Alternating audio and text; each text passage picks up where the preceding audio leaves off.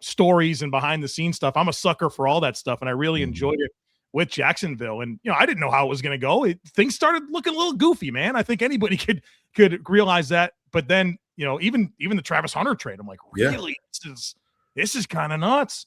But then you just kind of saw it come together.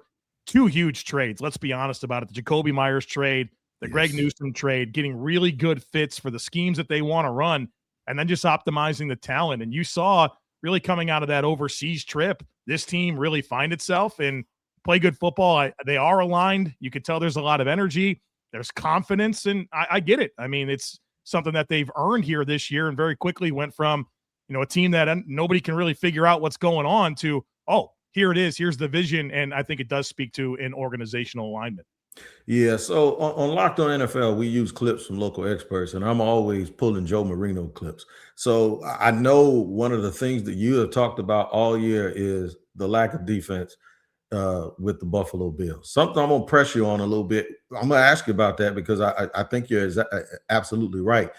With no Joe Burrow, with no Lamar Jackson, and the big one is Patrick Mahomes, is there pressure now on quarterback Josh Allen to actually perform this year and get over the hump? It seems like it's natural that it would happen because there are no obstacles, or at least there are no familiar obstacles in his way.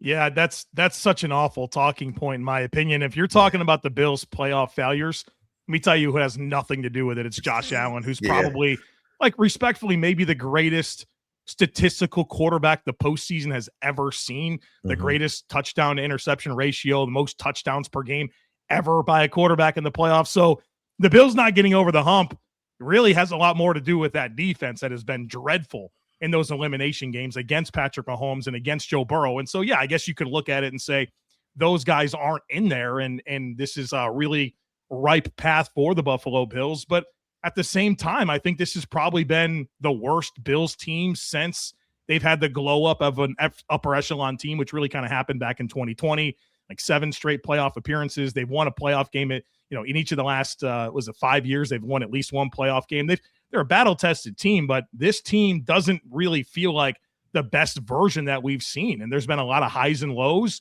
certainly a very capable rushing offense, the best in the league.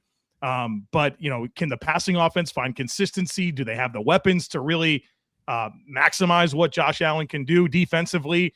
They've played a lot better down the stretch, but do they have the pass rush? Can they stay healthy in the postseason? Right, like the Bills have been really unfortunate with defensive injuries, like in playoff games, losing Christian Benford, losing Matt Milano, losing key players, and so. I understand the idea that, no Mahomes, no Burrow, Josh Allen, you're the guy. But, I mean, come on. We're smarter than this, right? Football's the ultimate team sport. It's a lot bigger than Josh Allen. I think Josh Allen will do his part. Hopefully the rest of the operation can as well. Yeah, I used to always beat them up for trading to the Chiefs, allow the Chiefs to get Patrick Mahomes. And a guy here in Jacksonville, Brian Sexton, a long time, used to be the voice of the Jaguars broadcast. He told me, and he told me this before it was obvious. He said, "Oh no, them people in Buffalo ain't mad about Patrick Mahomes. They love that kid." I'm like, "Josh Allen, you crazy, man? You're talking about Patrick Mahomes." He's like, "Wig, trust me." So when somebody is in the know like that and they tell you, I had to pause a little bit on that. Buffalo traded the picks, got the picks and traded the pick to Kansas City so Kansas City can take the dude that's going to beat them forever. But no, it's actually true. I actually believe Josh Allen is the best quarterback in the NFL, and that doesn't come with any labels or any disclaimer. No, he is better, in my opinion, than Patrick Mahomes. Yeah, I mean, those are your words. I certainly believe it as well, especially lately. I think Patrick Mahomes has been a little bit removed from playing his best football. But, yeah, I mean, look, the stage is set for Josh Allen, but he's also playing through a foot injury. No matter what you hear from Josh Allen or Sean McDermott, it's a big deal.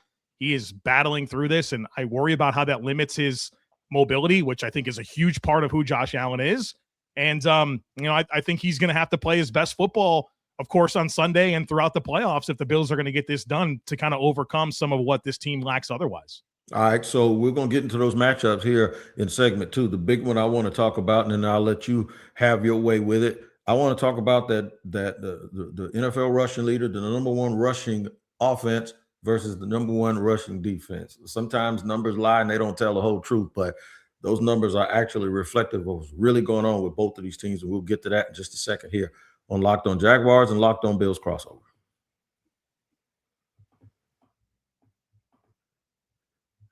All right, man, all you GMs out there, I got some news for you. You can actually be a quarterback now, too. The draft positions are set, and so many teams are looking for their franchise quarterback. Ever wish to become a pro quarterback, getting drafted in the first round or the first pick overall by your favorite team? Well, now you can. There's a mobile game just for you called Ultimate Quarterback, Football Legend. And in this game, you get to step into the cleats of a number one draft pick quarterback, and it's your job to lead your team to greatness to help turn a falling franchise into a dynasty. Look, it's totally free to play and has no ads, and it works 100% offline. Perfect for when you want to sneak in a quick game or two on the go. I do it when I'm on an airplane. I love it doing it when I'm flying because I go in airplane mode and it keeps on working. All right, so just head over to ultimate-qb.com. That's ultimate-qb.com, or search for Ultimate QB in your app store. We've got something special for you guys. Use the promo code Locked On, all caps, in the game store to get a free boost to the start of your career. That's Ultimate QB, Football Legend, QB1. It's your legacy. And today's show is also sponsored and brought to you by ZocDoc. If you followed me for a while, you knew I had some health issues, and you know what? I found the right doctor that got me on the right track. So people say, Wig, you're always sick. I'm not always sick. I'm always trying to get healthy because I had to find the right one. And finding a doctor you actually like can feel like discovering a diamond in the rough. You want someone in network, nearby, and availability.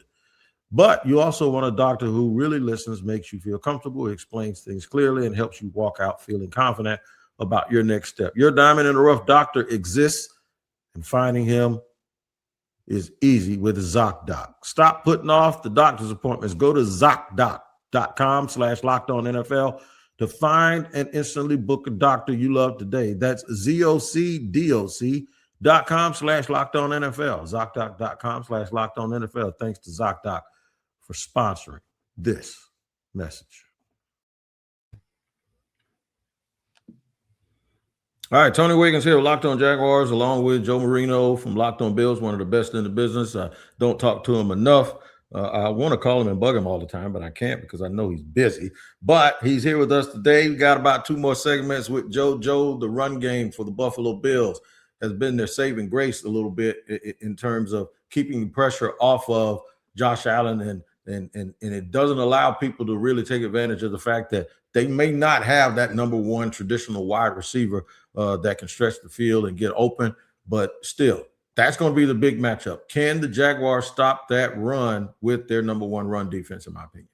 Yeah, it's good on good, Tony, right? The number one run defense. I think I've heard so many times now that the Jaguars haven't allowed 75 rushing yards to a single player this season. That's only the third time since 2000 that has happened. And it's going to be a good challenge of good on good here. And, you know, I think what makes the Bills run offense really unique is just how diverse it is. They can run gap schemes. They can run zone schemes. And, you know, James Cook is just very good at executing whatever the scheme they want to run is. And if you watch the Bills on a weekly basis, the run scheme will look different week to week. They'll find kind of pressure points that they want to attack, and they'll dress up, you know, the same run concept with a lot of different formations and block it a little bit differently, but conceptually it's very similar. And they'll find something that they like and they'll spam it. And teams really struggle to adjust. And so, you know, that's what's made the Bills rushing offense successful. It's a good physical offensive line as well. But, you know, Jacksonville, certainly the best run defense in the league. And, you know, there's some horses over there in Devon Hamilton and Trayvon Walker. Those linebackers, probably the best pair in the league. And, of course, Jerry Jones in the slot. You know, we've enjoyed in Buffalo, Taron Johnson is a guy that'll fit the run, you know, and it feels like Jerry Jones is that guy right now. Him and Devin Witherspoon is, you know, those run defenders from the slot that really matter when you can play in nickel and defend the run. You know, with a guy like that, it means a ton. And so it's going to be a good challenge. I think the Bills will probably come out with some zone schemes and see what happens. It'll be part of what they do. You know, they're going to try it. They're going to test it. That's an identity piece. The Bills are the most rush aggressive team in the league. So it's going to come. We'll see if they're going to smash against a brick wall all afternoon or if they can find some leaks. The other thing that concerns me, of course, is Josh Allen is great. I mean, throwing the ball. What concerns me is the ability to scramble and make something out of nothing. So I got this philosophy: when you're facing great players that are mobile, don't get past their armpits, man. You better gap and hold, and you better be able to set the edge. Once they're not the normal, like pass rushers, they'll bend and they'll go deep and they'll go 9 yards back and flip and turn and twist. You can't turn your back to him, man. So that's the other thing, that he extends possession so much and gets first downs and creates down and distances that are so short that you can't really scheme anything up defensively, man. Am I spot on with that in your opinion? Sure. I think this is an interesting dynamic, though, where you are going to see a limited version of Josh Allen. I don't think he can run like he typically can with this foot injury. And you also have a player this year where, just quite frankly, those moments haven't been as much as they have been in the past. And I don't think it's because Josh Allen's lost anything. I think it's a representation of what the Bills don't have in terms of their weapons, where, when you're going to play against the Bills, and this is the world you live in right now, you're probably thinking about, well, we got to do two things. We got to contain the dynamic playmaking ability of Josh Allen and James Cook, right? That's what you're thinking about. There's no receiver that you're like, oh man, we got to shut this guy down. And Right. so because of that, right, the two things that you want to shut down, what are they? Backfield options. And, the opponents are more willing than ever to commit extra resources to, the run, being +1 with their boxes, or, committing more in terms of containing Josh Allen in the pocket. And so I'm really fascinated. Anthony Campanelli obviously having a great year. He's game planned against Josh Allen a ton from his time with the Miami Dolphins. And ultimately, there's going to be some familiarity there, but that zone heavy defense that they run, top down, playing with eyes in the backfield, for as much as that is a huge part of who Josh Allen is, I don't know how much it shows up in this game against Jacksonville based on everything I said and, the style of defense that Jacksonville plays. And so what I'm really interested in from a passing game perspective with the Bills against this Jaguars defense is, good edge rushers in Walker and Hines Allen. But overall, it's been a modest pass rush this year for Jacksonville. I think they're 18th in pressure rate, 20th in sack rate. And can Josh Allen buy a little extra time just in the pocket and then work those throws in the intermediate areas of the field? I don't think this is going to be a game where the Bills screen attack is really going to work. They have a lot of quick game that they like to run to Khalil Shakir. I don't think this is going to be that weak. I think you got to trust that protection to hold up, and then see if that can buy the time that you need for Josh Allen to win in the pocket, and then slot those throws in the middle of the field. That's a great point. Jacksonville's defense, there's a little bit of bend but don't break to them, and they're very opportunistic when it comes to creating turnovers. But a lot of that stuff is because of complementary football. The offense has been as hot as fish grease, man. And that takes so much, because when you can score points and there's so much confidence that you could actually give them a little bit of a cushion and get over that 27, 28 point threshold, it really makes it a lot easier. So what I'm going to do is this. I want to get your opinion on Trevor Lawrence prior to Liam Cohen, and then right now, and what you think is the difference. But I'm going to do that at the beginning of segment 3, and then we start talking about the winning formula for both teams for the game. We'll do all of that in just a second here on Locked On Jaguars and Locked On Bills crossover. Y'all know it's time for FanDuel, man. You know what it is. The wild card round is here, and FanDuel is officially in playoff mode. Every game day during the NFL playoffs, FanDuel is giving customers even more ways to get in on the action. Because right now, every NFL playoff game day, FanDuel users get a profit boost pack waiting for them inside the app. Each game day, you'll see a pack loaded with multiple profit boosts, and you can apply it to the bets you like most. Open your profit boost pack first thing on game day and see what boost you want to apply. You make your picks, then apply your profit boost to go after even bigger payouts while the playoffs get rolling. So visit FanDuel, an official sportsbook partner of the NFL, and grab your profit boost pack every NFL game day.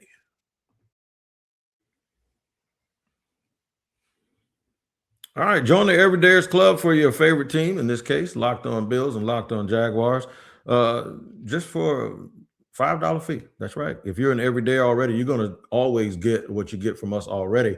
But the Everydayers Club will give you access to audio shows that are ad free, and even our merch store. Everybody sees me with these beautiful Locked On shirts. Well, you can actually access that yourself. Make sure you join the Everyday's Club. It'll be in the description for the show that you watch or listen to. Joe, what's your impression of Trevor Lawrence prior to Liam Cohen and since Liam Cohen has arrived?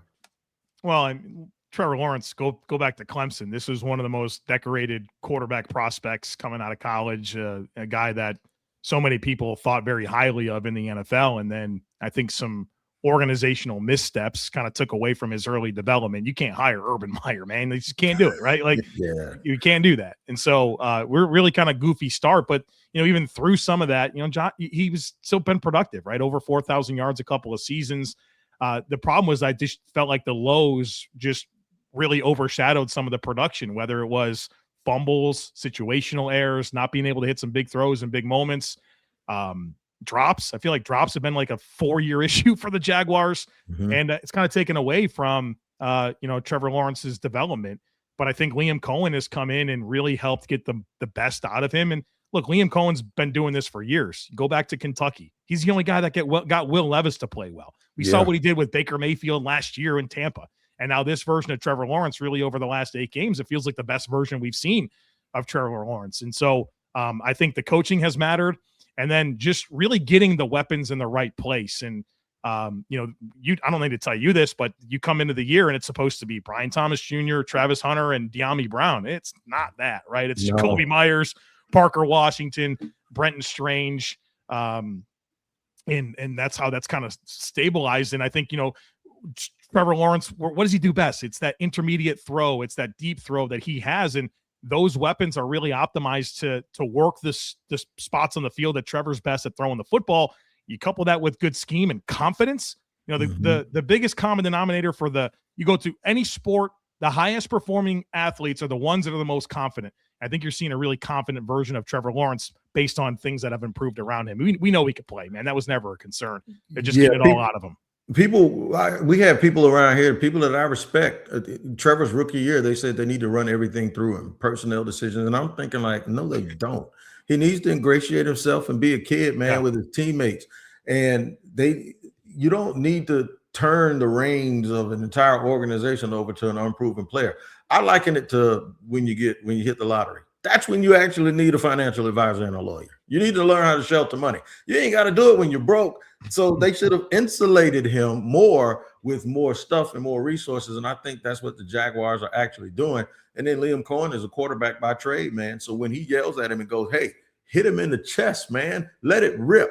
I think he's a dude that wasn't super talented, but was super smart, played that position, was a coach's son. He's the boy version of the little girl on Remember the Titans. That's who he was his entire life. And now he's just like, dude, you got all that talent. Almost like, boy, if I had what you got. And Trevor has really, really bought into it. And now I've stopped saying right now he's one of the, I do think he is one of the 5 best quarterbacks in the National Football League. And those, you're right, the ebb and the flow, it had a little Jameis Winston, Jay Cutler feel to it. But now he's smooth sailing. And the mistake, even when he makes one, he bounces back really, really quick, and it doesn't last a long time. Speaking of lasting a long time, let me get this. What's the keys to this game, man, and the winning formula for the Bills? Well, 3 things that I think are critical for the Bills to go get this win. They got to be really diverse with their looks on defense. We talked about Trevor Lawrence is playing really confident football, and so the question the Bills have to ask themselves is, how do you disrupt that? And I think they go to the blueprint that they had against New England. They had won 10 in a row, Drake May, MVP candidate. And, how are they going to overcome that? Well, if you saw the second half of that Patriots game, I think the Bills outscored them 35-10 down the stretch. And literally Drake May did nothing in the second half of that game. I don't think they had a first down, and they really made him look silly. And I think the Bills have to replicate that formula. And how'd they do it? They were really diverse with how they played defense. They showed a lot of different coverage shells. They disguised their intentions. They used their simulated pressures. They have this spy mirror look on long and late downs that they use to kind of rush 3 and then have a spy over top and create a little bit of chaos to run stunts up front. You got to throw the kitchen sink at him. And, Trevor's a good player. He will hold on to the ball a little bit. And so if you maybe take advantage of that and be diverse and get him thinking a little bit more, get him out of rhythm, I think you got to really throw the kitchen sink at Trevor Lawrence, number 1 on defense. Number 2, and this will be an offensive key for Buffalo, is I think the involvement of the tight ends in the passing game has to Yep. be critical. Dalton Kincaid and Dawson Knox. And there's not a lot of holes to poke in this Jaguars defense, but if there's anything I was able to find, they give up production to tight ends. They've given up 104. Yes. That's the sixth most in the NFL to opposing tight ends, 1,004 yards and 8 touchdowns. Those are both in the top 10 in terms of most allowed yards and touchdowns. And the Bills are different with Dalton Kincaid on the field. I think I saw a number earlier today where they're over the last 2 years, they're 23-5 with Dalton Kincaid and 4-5 without him. This year they score, I think, 33 points per game with Dalton Kincaid and 23 points without him. They're a different team. And the challenge has been with Dalton Kincaid has just been injuries. And they've been very intentional over the last half of the season to not let him play through injuries. When he has played, he's been on a snap count. And when he goes, the offense is different. And he should be really humming, firing all cylinders in this game. And I think he's got to be a huge part of this passing equation. No, the Bills don't have a number one receiver, but they got Dalton Kincaid, who's a really talented pass catcher that has to be the focal point of this passing game. And you can't sleep on Dawson Knox, who has been a good tight end for a while, and he's been really productive with Kincaid off the field. I think that two-headed monster, if you will, at tight end needs to be really, really involved in this passing game. And then number 3, and this is an offensive key as well, is you got to work those intermediate throws. Like I said earlier, this is a good tackling Jaguars team. They're fast. The second level is unbelievable with Oluokun, Lloyd, Jerry, and Jones. You're not gonna really get them to miss a bunch of tackles. You got to be able to buy a little extra time and maybe throw it over their head a little bit and challenge those safeties. I know Antonio Johnson's been really good. Eric Murray, Andrew Wingard, they're good players. Monteric Brown, I think, is really optimized for this scheme. And of course, we know what Greg Newsome can offer, but they're going to play with vision. They're going to play top down. I think that's where Josh Allen, buying a little time in the pocket, not really working the dink and dunk stuff, and maybe seeing where you can use your arm talent and slot some throws there. You know, I know that they're great at breaking on balls and taking away the football, but I think that's going to be the Bills' best chance to win a little bit here. And Brandon Cooks is coming on a little bit for this team. Josh Palmer is a guy that's kind of optimized to win in that range of the field, not to mention the tight ends. And so I think those intermediate throws in the passing game are going to be the Bills' best chance to move the ball throwing it. Yeah, something the Jaguars are going to have to watch out for is the Bills have done this. They know, and it's the playoffs. Teams have a way of orchestrating the game a certain way, like minimizing possessions, especially if you're outgunned a little bit. And I think it's going to be a limited possession game. Also, you have to make everything count if you're Jacksonville. So they can't give up anything cheap, the easy scores. They got to make the Bills work for every single thing. I think it's going to be a very close game. The difference for me is going to be the kicking game for Jacksonville. If they get to midfield, they're already in kicking range. They literally did a turnover on downs the other day. Oh, the Jaguars have a kicker? Oh, yeah. Oh, that's cool. Yeah. Awesome, man. That's probably really helpful, you know? Yeah. A little Cam Little, man. And I'm telling you, he can kick that thing from St. Augustine. So he has the indoor and outdoor record. He kicked a 70-yarder in the preseason, and he has a 68-yarder and a 67-yarder. He's the indoor and outdoor NFL record holder. So the key is when they've had trouble this year, even in games that they won, when you get in the red zone or you get in scoring range, you have to make it count. So what I'm going to assume is give me 2 touchdowns and 4 field goals. If they get in scoring range 6 times and get to 26 points, I think that is the magic number. And I'm going to pick them to win the game, man. And I'm not doing that as a Jaguar fan. I'm being as objective as I can. I'm going 26-24, Joe. 26-24. So that's the total of, that's 50. The over-under on this game is 52.5. Did you know it's the highest implied over-under of any playoff game this week, which I found to be very interesting because, like, the Jaguars defense, we've talked all about how good it is. The Bills' pass defense has been really good as well. If you go over the last 8 weeks, which I know is kind of the magic number with Jacksonville, over the last 8 weeks, Jacksonville is number 1 and yards per attempt against their defense. The Bills are number 2. These have been really good pass defenses. And so I was a little surprised by that 52.5. More so that it's the highest implied over under. Listen, I think the Bills have a big challenge on Sunday. I don't know how much experience in Josh Allen helps overcome, I think, some issues on this roster and how well Jacksonville's playing. But Tony, you done lost your mind if you think I'm picking Josh Allen to go lose this game, man. It ain't going to happen. So, we're going with the Bills here. If you want to go with a score, I think Jacksonville's going to score a little bit. I think they'll get to 27, but give me the Bills 30 to 27. Bills. You heard it. Joe Marino is picking the Buffalo Bills, and you know what? If he didn't, I would have to call him and slap him beside. You got to pick him, man. Come on. You can't be picking against them, man. No, I'm not doing it. But this is going to be a fun one. Are you going to come down, Joe? Are you going to be in the press box? No, I won't. I won't be down there this weekend, no. Right, which is good for Jacksonville. I've never been to a game that Josh Allen plays in that he lost. So okay, there you go. That's a big, underrated talking point in this game is that I won't be there. All right, man. Make sure y'all check out Joe Marino. I don't have to tell nobody to check your show out because I know what your numbers are, dog. I know what you do. You do damage. So Joe Marino of Locked On Bills, he's there. You can be found somewhere else. You got other shows that you just go ahead and spit it out for the Jaguar faithful. Yeah, we got Locked On NFL Scouting. So if you like the team building perspective of stuff, we get into that. And then the NFL First Read podcast. But go to thejoemarino.com. That's where all the stuff is. There it is. Joe Marino, Locked On Bills, Locked On Jaguars, Locked On NFL, the barbershop for me each and every day. I do both shows. You can catch me there and catch both of us. Like I say, join the Everydayers Club. It'll be in the description for both of your shows. For Joe Marino and Tony Wiggins, man, we will see you later. Good luck to both teams. Everybody stays healthy. I hope the Jaguars win, though. We don't take your time here for granted, man. We absolutely appreciate you on the Locked On Podcast Network, part of the #1 sports podcast network. Take it easy.